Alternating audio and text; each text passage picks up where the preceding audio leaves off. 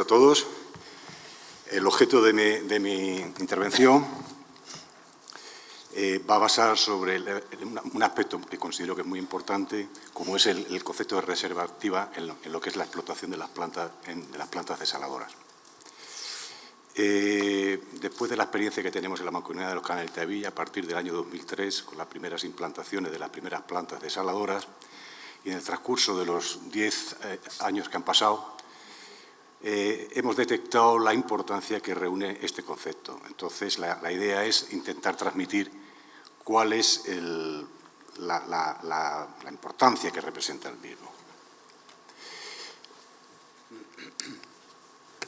La Mancomunidad de los Canales de Tavilla, para el que no lo conozca, es un organismo autónomo que depende del Ministerio de Agricultura, Alimentación y Medio Ambiente. Se creó en el año 27 y empezó a funcionar a partir del año 45. Tiene por objeto lo que es proyecto, construcción, explotación de infraestructura de abastecimiento para el suministro de agua en el sureste de España. Abastece a una población que está comprendida entre los 2,5 millones de habitantes en invierno y los 3,5 millones de habitantes en verano. Para ello, disponemos de 3 recursos fundamentales. El primer recurso es el primer recurso y el más antiguo es el que procede del río Tavilla. El río Tavilla empezó a aportar agua a lo que era el abastecimiento en el año 45. En condiciones normales viene aportando pues, una cantidad que ronda los 50 hectómetros cúbicos. Posteriormente, en el año 78, se incorporó el trasvase Tajo Segura con la dotación que tenía asignada, que era de 110 hectómetros cúbicos año. Y posteriormente, ya en el año 2003, se incorporaron las primeras desaladoras. En la actualidad disponemos de 4 desaladoras. 2 de ellas se encuentran en régimen de concesión y otras 2 se encuentran en régimen de propiedad. Alicante 1 y San Pedro 1 están en régimen de concesión y San Pedro 2 y Alicante 2 están en régimen de propiedad. Alicante 1, la previsión que hay es que finalice la concesión ahora en el año 2018. Las concesiones son por 15 años.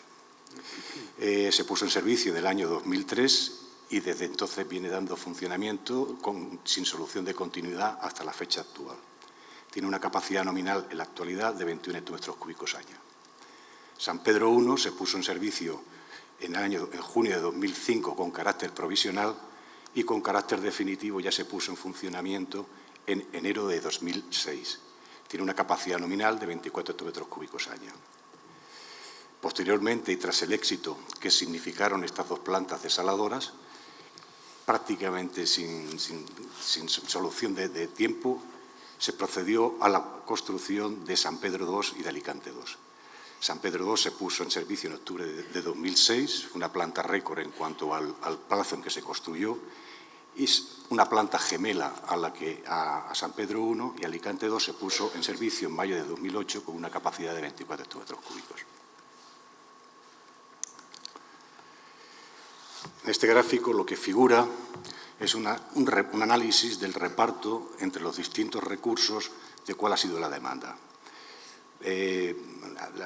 Para efecto de que sea más cómoda de entender, solamente hemos contemplado a partir del año 84 hasta la actualidad. Si bien esta tabla continuaría hasta el año 45, que como he dicho antes, fue cuando se puso en funcionamiento. Al principio se observa que se produce una demanda que es creciente hasta el año 1991, incrementándose fruto de la incorporación de nuevos ayuntamientos y de nuevos municipios que se integraban dentro de lo que era el abastecimiento, alcanzando un tope de 213 hectómetros cúbicos. En el año 91, y como consecuencia de una época de una sequía muy profunda, se adoptaron una serie de medidas que lo que permitieron fue reducir de una manera drástica el consumo de los distintos municipios. Fundamentalmente, esas medidas fueron adoptadas por los distintos ayuntamientos en lo que era la distribución en baja.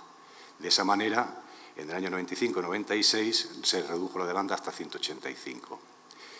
Previéndose que con recursos que se disponían iba a ser imposible atender las demandas de cara a un futuro, ya en esas fechas empezaron a plantearse las construcciones de las desaladoras que, como digo, empezaron a funcionar en el año 2003. A partir del año 96 se vuelve a producir un incremento de lo que es la demanda, alcanzando máximos de 238 en el año 2005. A partir de ahí, como consecuencia de la crisis que se produjo, la crisis económica, empezó ya a notarse lo que fue la disminución de la demanda, alcanzando valores que en la actualidad oscilan alrededor de los 200 hectómetros cúbicos. Como se ve, inicialmente el reparto estaba entre la cantidad que aportaba el Tahivilla en azul y la cantidad que aportaba el trasvase en color amarillo.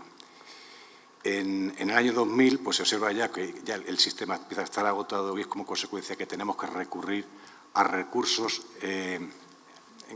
extraordinarios en tanto en cuanto se resolvía el tema de la desalación, que empieza a aparecer a partir del año 2003.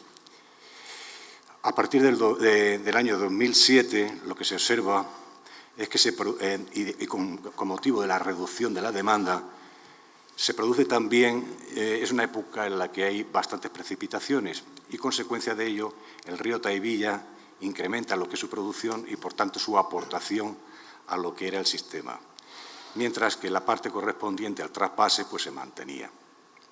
Consecuencia de ello fue el que la necesidad de agua procedente de la desalación disminuyó de una manera importante. De toda esta evolución, lo que se detecta es que la demanda de la desalación es muy variable.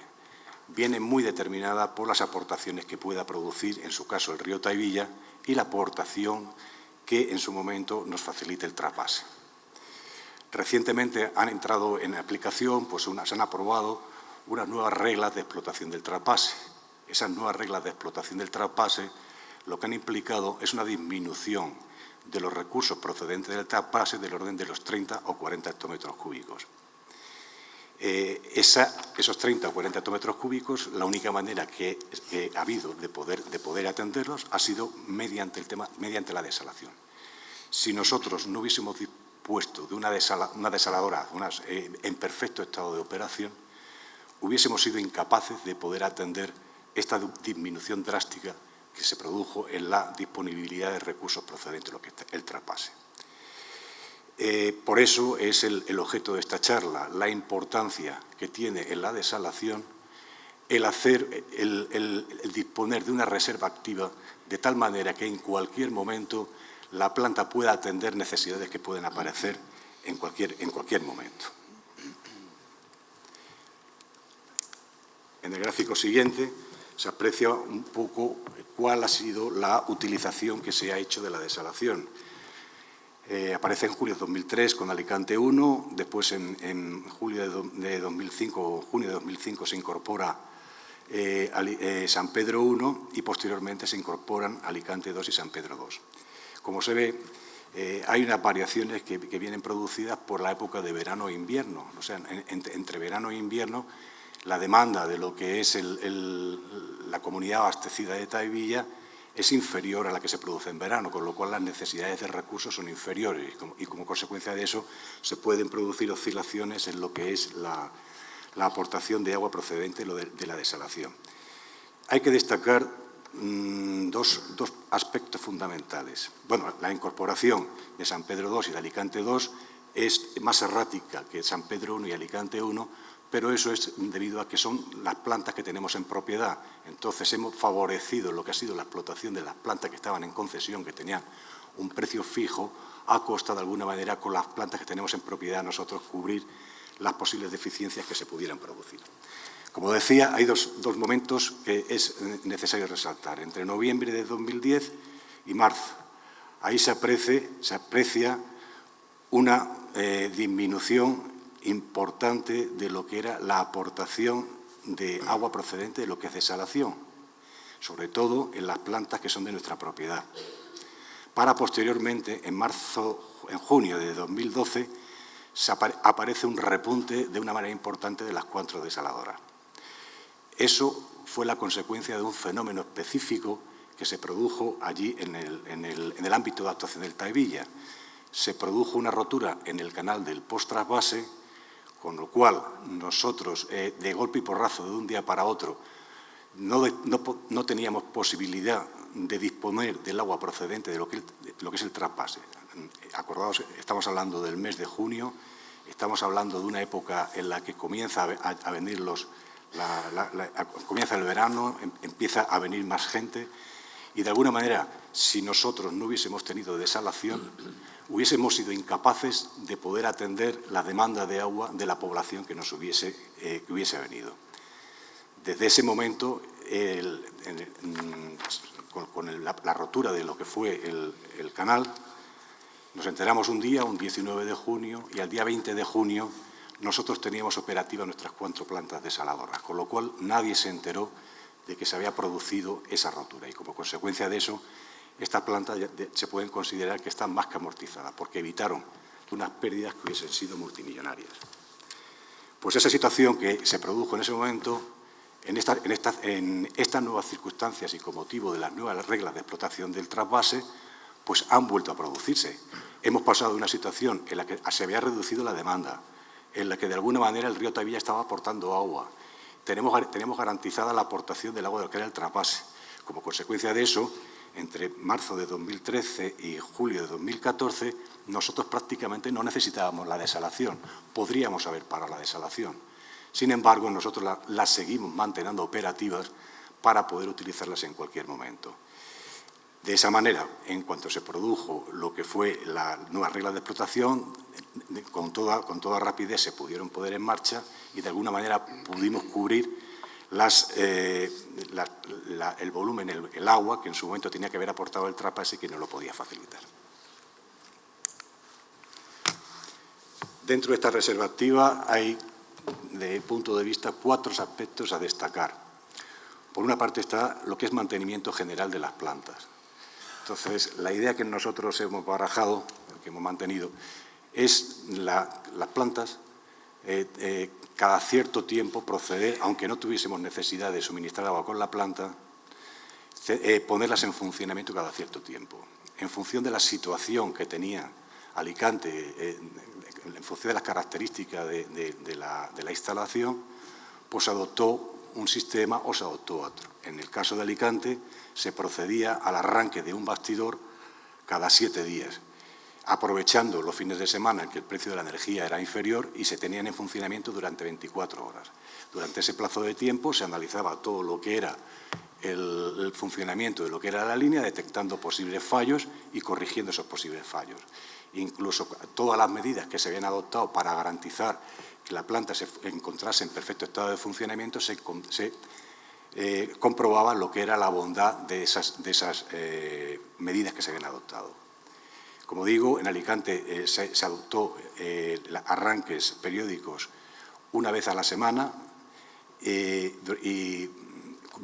puesta en marcha durante 24 horas, y en San Pedro el arranque se producía cada 14 días y se mantenía en funcionamiento cada 48 horas. Como digo, las razones que justificaban eso era la situación específica de cada una de las plantas. Al mismo tiempo que se hacían estaciones de mantenimiento, pues también se hacían actuaciones de mantenimiento de conservación de las membranas. Las membranas, en función también de las características de las membranas que teníamos y las características del agua, de estudios que se realizaron específicos para cada planta, se adoptaron 2 criterios. En el caso de las plantas de San Pedro, se optó por conservación mediante biocidas a base de DBNPA, renovándolas cada 14 días, y en el caso de Alicante se consideró oportuno pues la utilización de envases isotiazolinas con una renovación de cada mes, entre 1 mes y 6 meses, en función de la situación. Al mismo tiempo que se hacía esto, pues se hacía un mantenimiento integral de todos los equipos, desplazando con permeado bombas y filtros de cartucho, puesta en seco de bombas sumergibles, instalaciones de un sistema de llenado y presurización de solución conservante. Comprobamos que la conveniencia de este sistema al objeto de evitar corrosiones en los grupos de alta presión. Conjuntamente también con un manual específico de tareas de mantenimiento y paradas prolongadas. Dentro de las actuaciones que también se llevaban a cabo estaban actuaciones de reducción de costes. En su momento, los contratos que nosotros teníamos en el caso de las plantas que se encontraban en propiedad de la mancomunidad se preparaban estimando cuáles iban a ser los consumos durante el siguiente año y se adaptaba lo que era el equipo de trabajo en función de eso.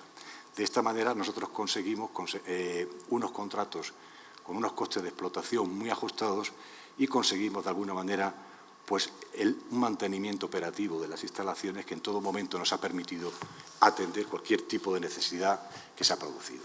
En la actualidad, las 4 plantas de desaladoras que tenemos están funcionando al 100% y para mí es una satisfacción decir que incluso todas las plantas están produciendo después de 12 o 13 años, están produciendo los caudales para los que inicialmente estuvieron diseñadas, cumpliendo todas las limitaciones de calidad e incluso algunas de ellas están dando caudales por encima del nominal. Estas gráficas lo que pretenden un poco es enseñar los resultados que he comentado verbalmente, ¿no? En naranja se ve la situación antes en relación con la conductividad, cuál era la situación que teníamos antes de proceder a lo que es la parada controlada y después en gris está la situación que se produce una vez que hemos tenido que volver a iniciar la puesta en marcha de lo que es la planta. En el intermedio y en función de todas las operaciones que antes he comentado de mantenimiento, se observan cuáles son los resultados que se van obteniendo. Como se ve, hay una continuidad en lo que es el gráfico, que de alguna manera lo que representa es el buen estado de explotación de las instalaciones. Al igual que se ha hecho para la conductividad, aquí tenemos un gráfico similar para el tema de rechazo de sales normalizados en un bastidor, en el cual se aprecia lo mismo, cómo las situaciones se mantienen a lo largo del tiempo. Las producciones de los permeados, aquí de los distintos bastidores, el principio es la puesta en marcha, por eso tiene esos valores que distorsionan un poco el resultado. Pero se mantienen los resultados antes y después de lo que ha sido la parada controlada. Y finalmente ya, aquí tenemos el último gráfico en el que se refleja la producción de uno de los bastidores y de la misma manera pues se mantienen resultados antes y después de la parada controlada. Como resultado de esto, bueno, pues desde agosto de 2015 las plantas nuestras han producido más de 60 hectómetros cúbicos. En todo momento las plantas se han puesto en marcha en cada momento conforme se han necesitado, sin que en ningún momento hayamos tenido que producir ningún tipo de que haya nadie que haya sido afectado porque las plantas no hayan podido ponerse en marcha. Tenemos una garantía de suministro permanente y las instalaciones se encuentran perfectamente controladas. Y con esto ya pues finaliza mi intervención. Muchas gracias a todos.